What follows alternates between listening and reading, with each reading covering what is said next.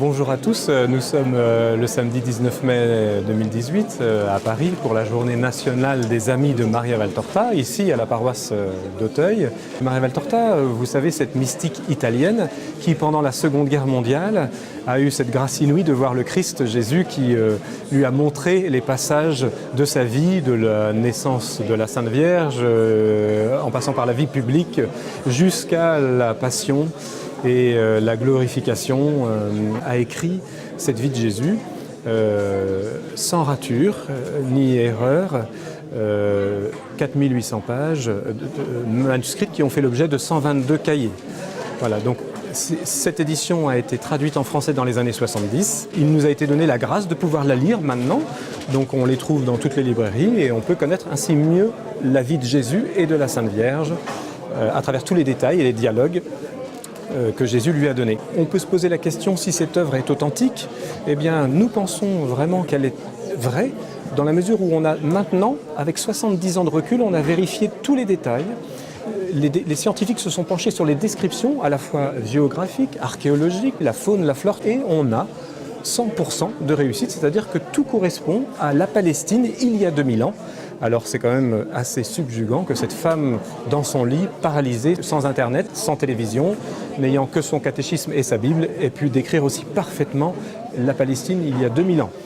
Et puis quant au message spirituel contenu dans l'œuvre, eh bien la théologie est fidèle à l'enseignement que le Christ nous a transmis à travers l'Église et les siècles.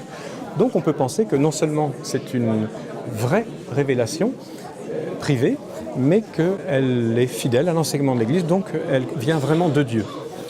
Et puis enfin, au fil des années, nous collectionnons les témoignages avec de nombreuses personnes qui nous disent qu'en lisant Maria Valtorta, eh bien, elles peuvent redécouvrir le Christ, ça leur fait du bien pour leur vie ecclésiale, leur vie sacramentelle, leur vie personnelle, leur conversion. Et nous recevons tous les jours des courriers, nous en tant que diffuseurs, libraires, des courriers de personnes qui disent que ça change leur vie. Donc je vous invite à lire Maria Valtorta. Je vous répète cette phrase de Jésus, lisez cette œuvre et faites-la lire autour de vous. Donc vous pouvez la trouver donc, en livre, en audio, vous pouvez l'écouter, elle existe, vous la demandez dans n'importe quelle librairie. Vous pouvez aussi trouver maintenant une adaptation pour les enfants, les tout petits, les enfants de 8 à 12 ans et les adolescents, ou en bande dessinée. Nous essayons de la faire connaître par tous les moyens. Je vous présente les petits apostolats de Maria Valtorta qui naissent de droite et de gauche. Il y a des groupes de lecteurs maintenant en France qui se répandent, donc vous pouvez nous contacter et éventuellement les rejoindre un groupe de lecteurs. Il y a des personnes maintenant qui font lire Maria Valtorta dans les hôpitaux. Il y a différentes choses de droite et de gauche, différentes initiatives pour faire connaître l'œuvre. Maintenant, vous pouvez appeler l'association et demander un conférencier qui viendra vous voir et qui viendra parler dans votre paroisse, dans votre groupe, dans votre communauté de Maria Valtorta, gracieusement, et ainsi de suite, prendre des nouvelles auprès de l'association de toutes les initiatives qui se font. Nous avons enregistré l'œuvre en audio et elle est disponible, donc, comme je vous le disais, dans les librairies, à droite à gauche, mais nous offrons les droits audio à qui veut bien le diffuser. Par exemple, toutes les radios françaises qui souhaitent passer la vie de Jésus de Maria Valtorta n'ont qu'à nous faire la demande et nous leur donnons les droits écrits avec la bande son de manière à pouvoir le passer. C'est l'exemple de Radio Maria, par exemple, qui tous les matins passe un chapitre à 6h30, 6h15, 6h30, et tous les soirs à 10h15. Si je suis bien informé, il faut vérifier auprès de Radio Maria, mais c'est aussi valable pour toute la francophonie. Nous offrons volontiers les droits audio à qui en veut bien. Nous avons proposé aux différentes radios africaines. Au Cameroun, par exemple, dans la ville de Yaoundé, un jour, ma cousine religieuse nous a dit qu'en ouvrant la radio, elle a entendu un chapitre de Maria Valtorta, donc suite au contact que nous avions eu avec eux. Donc n'hésitez pas à nous demander les enregistrements audio, à prendre contact avec l'association Maria Valtorta. Nous vous ferons un plaisir de vous envoyer l'enregistrement. Bonjour, je suis Nadir, j'ai 50 ans. J'ai rencontré le Seigneur en prison. Et le Seigneur m'a donné un commandement, c'est je devais aider les autres. Et en prison, ça ne devait pas être très facile. Je reviens de très très loin.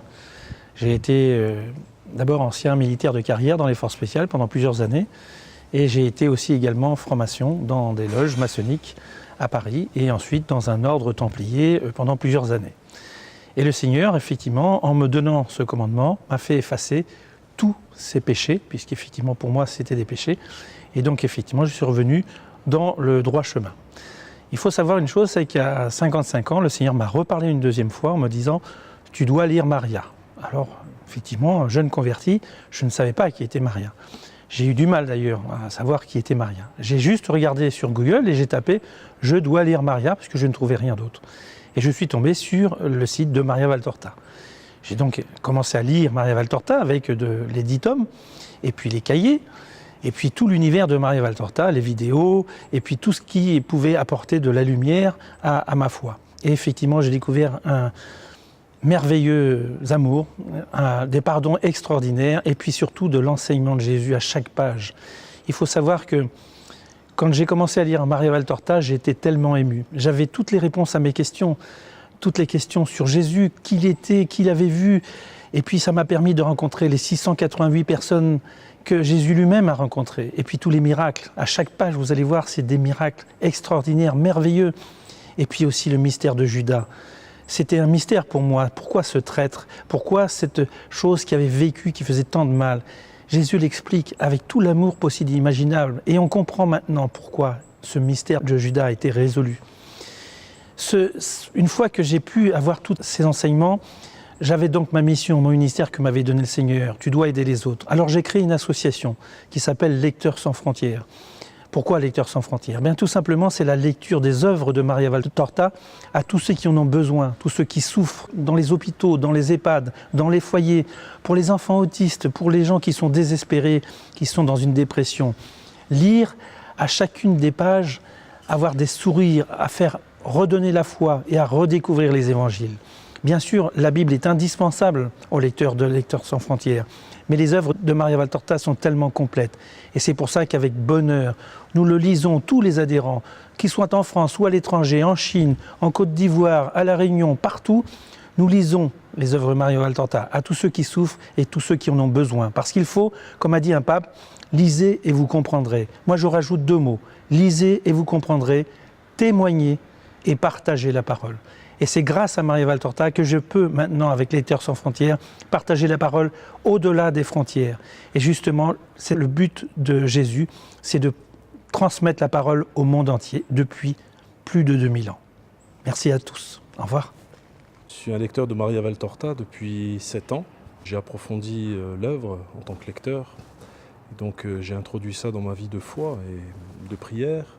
J'ai très vite compris que l'évangile de Maria Valtorta n'est pas une œuvre qui substitue l'évangile, mais qui l'illustre et qui nous aide à rentrer davantage dans la profondeur et dans le mystère du message évangélique. Et donc mon amour pour la Terre Sainte, ma curiosité, m'a embarqué en quelque sorte, il y a plusieurs années de cela, sur les pas du Christ.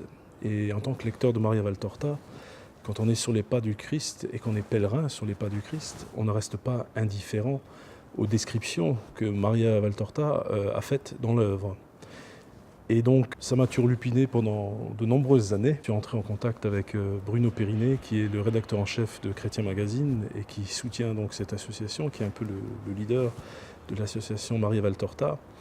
Donc on a beaucoup échangé au téléphone par rapport à l'œuvre, par rapport aux initiatives, aux apostolats qui se développaient autour de cette œuvre. Mon désir a été de lui exprimer mon souhait de partir un jour sur un pèlerinage inédit sur les pas du Christ selon les descriptions de l'œuvre de Maria Valtorta. Et on a discuté de cela pendant un peu plus d'1 an au téléphone. Et voilà, j'ai donc à un moment donné, on a échangé et on a pris l'initiative d'organiser le premier pèlerinage sur les pas du Christ selon les descriptions de l'œuvre. Et cela m'a permis de retourner au Moyen-Orient, à Jérusalem, accompagner des personnes sur un parcours classique, tout en essayant d'entrevoir comment on pourrait aller sur les pas de Jésus d'après les descriptions que Maria fait dans son œuvre. Et donc c'est chose faite. On a élaboré avec mon équipe de travail à Jérusalem, l'agence avec laquelle nous travaillons, le guide local qui est un Palestinien chrétien expert de la Bible, des Écritures, de l'archéologie, de l'Ancien Testament, du Nouveau Testament, du lieu. Donc on a élaboré un programme, un itinéraire qui reste abordable puisqu'il est un itinéraire conforme à la tradition de l'Église, mais qui en même temps laissera entrevoir des lieux et des circonstances conformément aux descriptions de Maria Valtorta. C'est un voyage qu'on va faire en janvier 2019, on est presque complet. On a lancé la publicité il y a un peu plus de 2 mois. C'est une belle aventure spirituelle qui s'annonce pour celles et ceux qui voudraient découvrir tous les lieux où le Christ est passé avec ses apôtres et en même temps approfondir sur certains de ces lieux la parole de Jésus qui a été donnée à Maria Valtorta, qui, je le répète, c'est une œuvre privée qui ne vient pas remplacer la révélation publique. Parce qu'il y a cette espèce de méfiance dans l'Église, et je dirais que c'est même normal, il y a cette crainte de voir l'Évangile substitué à l'œuvre. C'est pas du tout ça. L'œuvre de Maria Valtorta, c'est un complément, une illustration, comme je le disais. Et donc, pour quelqu'un qui est dans la foi, et qui voudrait approfondir certaines questions en rapport avec l'Évangile, l'œuvre de Maria Valtorta est un moyen puissant, profond, de bien comprendre le message de Jésus, le message tant d'un point de vue historique que d'un point de vue du salut. Et donc, cette aventure spirituelle que nous allons entrevoir et que nous allons commencer l'année prochaine, en janvier 2019, ne laissera pas indifférent. Et donc, on va pouvoir expérimenter ça sur le lieu, avec donc l'Évangile, la messe au quotidien et tous les supports, toutes les indications données dans l'œuvre de Maria Valtorta. Je m'appelle Daniel Fiorletta, je viens d'Italie, donc je m'excuse s'il y a quelque chose en français que vous ne comprenez pas bien. Je représente là la Fondazione Maria Valtorta Cev Onlus, c'est la fondation sans but lucratif qui a pris tout l'héritage de ce qui appartenait à Maria Valtorta et qui continue à faire la diffusion dans le monde de ses ouvrages et qui continue à protéger aussi la personne Maria Valtorta. Donc il y aura encore beaucoup à faire connaître à ce sujet. Mais là, je veux simplement vous parler un petit peu de la diffusion des ouvrages, de quelle manière se distribuent les livres dans le monde. Donc, à part l'édition italienne qui est disponible depuis les années 50, dans les années 70, une après l'autre, il y a eu les premières publications en langue espagnole qui ont été traduites. Tout de suite après, il y avait les éditions en langue française qui sont parues. Et je dois dire qu'en langue française, c'est la première édition intégrale qui avait été publiée en 1976. Et tout de suite après, dans les années 80, on a commencé à avoir les éditions en langue anglaise, les éditions en langue allemande, et ainsi de suite, pour dire les principales langues. L'année dernière, la nouvelle édition de l'Évangile tel qu'il m'a été révélé, nouvelle traduction, je dois dire, mais pas pour changer le texte, bien sûr, parce que le texte, c'est celui de Maria Valtorta. C'était simplement pour améliorer la compréhension de ce texte, disons, pour le rendre meilleur du point de vue littéraire, surtout, quoi, disons. Et par contre, ce qui pourrait être important de dire, c'est que les œuvres continuent à se distribuer dans le monde entier. Donc, nous avons des éditions en langue swahili, par exemple, en Afrique. Nous avons une édition d'un petit livre de la Vierge Marie dans l'œuvre de Maria Valtorta qui est traduit en rwandais, mais les ouvrages continuent à se traduire en langue japonaise, en langue chinoise, ils sont traduits à Taïwan. On a une édition qui a été traduite à Beyrouth, au Liban, en langue arabe et qui s'est distribuée depuis déjà une vingtaine d'années à peu près maintenant, je pense.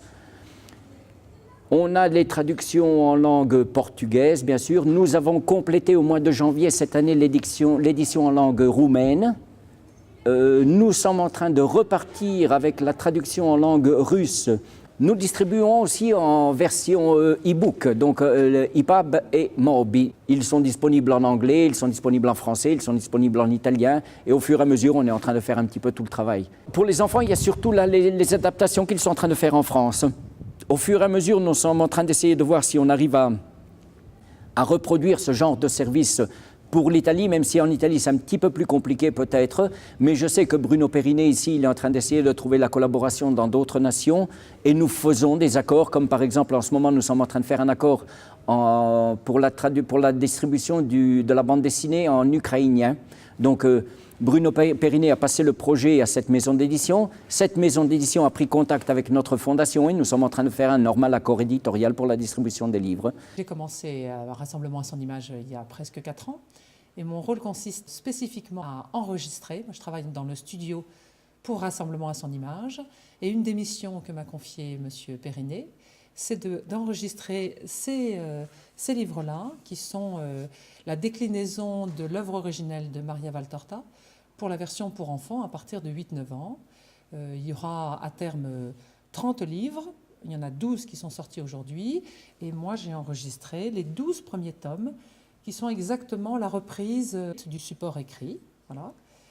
Je trouve ça assez extraordinaire, c'est une lecture qui est simple, qui a gardé, je dirais, le cœur du message de Maria Valtorta, tout en simplifiant et en éliminant beaucoup des innombrables détails qu'elle donne dans l'œuvre originelle, de façon à ce que l'enfant ne s'épuise pas ou ne se décourage pas.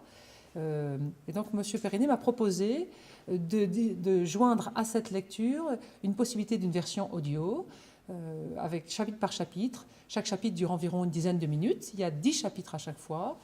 Vous pouvez les écouter d'une seule traite ou au contraire y revenir.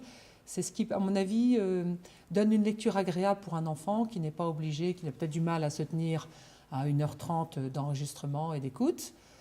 Mais par contre, il pourrait chaque soir écouter un extrait, un chapitre et ainsi de suite. C'est à la fois très beau, probablement parce que très simple, très profond. Les premiers enregistrements partent de la naissance de la Vierge et même avant, de l'attente de Sainte Anne et Saint Joachim, qui espèrent cette promesse de Dieu et ce don qu'ils feront de leur petite Marie au temple. C'est ça qui m'a beaucoup touchée en fait dans ces enregistrements. J'ai appris plein de choses. C'est une lecture et une écoute qui est faite pour des jeunes enfants.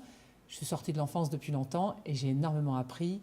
Ça a beaucoup enrichi ma vie intérieure, ma vie spirituelle. J'ai moi-même 5 enfants et j'ai beaucoup de plaisir à leur raconter après les anecdotes qui, moi, m'ont personnellement beaucoup touchée.